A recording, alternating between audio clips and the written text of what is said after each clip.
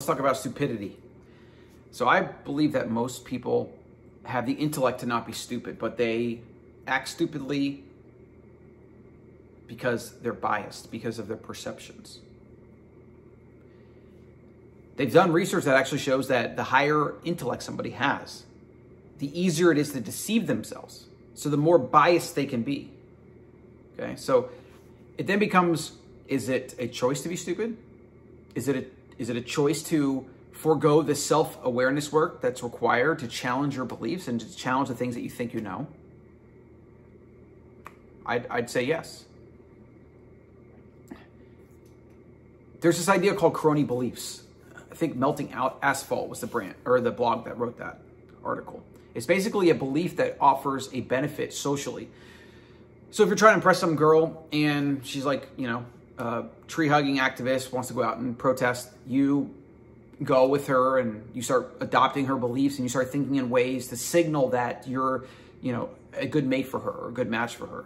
That's an example of a crony belief. Maybe you haven't actually looked at the source material. Maybe you have no idea about any of this stuff. Maybe you don't know anything about the environment, but you're just doing it to try to get to her, right? That's a crony belief. Now think about your own life, the people around you, your job.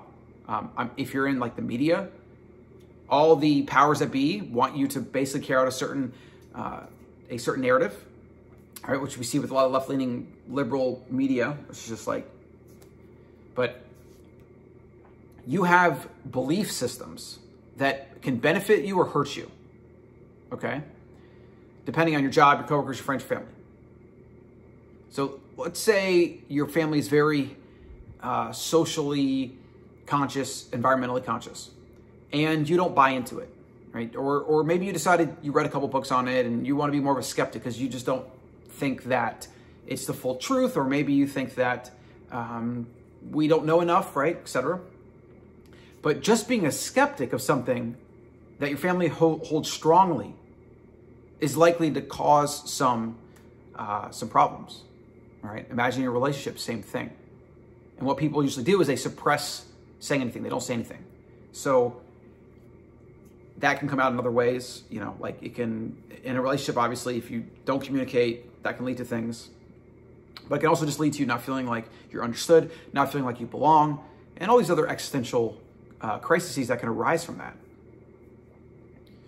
So what I've come to terms with that is I still struggle with this because I want everyone to be highly aware and intelligent. I want them to find truth, but most of the world is so far not towards the truth end of the spectrum that it becomes frustrating. But what I've accepted is that most people don't have the awareness and they're like kind of the openness to see truth, to challenge what they think they know.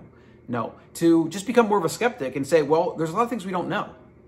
To not become like a capital S science believer fully, because science is actually in the business of trying to disprove itself. And so if you don't question science, or if you don't question the powers that be that promote science with a big S, then it's not science at all. It's actually just like dogma. Whereas Naval Ravikant says, like experts or scientists that say you can't question the science or question the narrative, they're actually priests.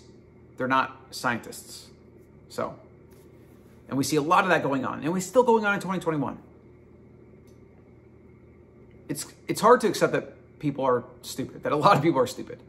But I'm trying to meet halfway there, to have a little bit of compassion for my fellow humans by realizing that it's more bias, and it's not just about nominal intellect, right?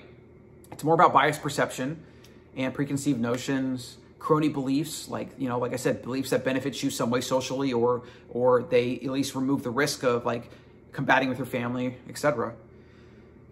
I don't know. I mean, it's the rare individual that can think for him or herself, truly, and to question his or her beliefs, and to even say I was wrong. Like that is a rare thing. But I also think it's the most important thing for the evolution of humankind. So I guess the call to action today would just be to, become aware that you're probably wrong about a lot of things. We all are. I am. And one way to mitigate that, actually, if that kind of irks your ego the wrong way, is to become more of a skeptic and say, I don't know, shrug your shoulders, right? I think if we had more of this in life, it'd be better. We have too many people that want to sound intelligent or smart or this, or they want to support their narrative, and they just spew it doggedly, blindly. And that doesn't help anybody. That just creates tribalism, polarization, and, you know, is eventually going to lead to like some kind of conflict, actually, like maybe a major conflict. What we need is more nuanced thinkers and people that are willing to change their mind. We need to find middle ground, like wherever that is, wherever the truth is. It's usually somewhere in the middle, as Aristotle called the golden mean. We have to find that in everything, especially our ideas and our beliefs. And I think just generally we need more people that are willing to shrug their shoulders and say, I'm not sure, rather than just quickly opting for, oh, okay, I side with you, or yes, this is my camp, you're my group, so I'm gonna believe what you believe. Like, that's just, the world needs less of that shit. Oh my gosh, does it need less of that. Just short video. I'm gonna be doing more videos here. This channel is gonna probably end up being The Better Man, the new podcast I'm launching, but these ideas obviously apply to women as well. So if you've been following along, you don't need to leave. You can still watch the videos.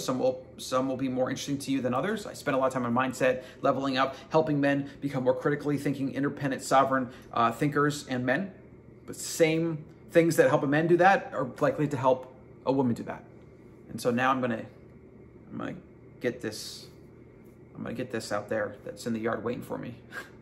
If you could only see. Okay, time to go. Time to go.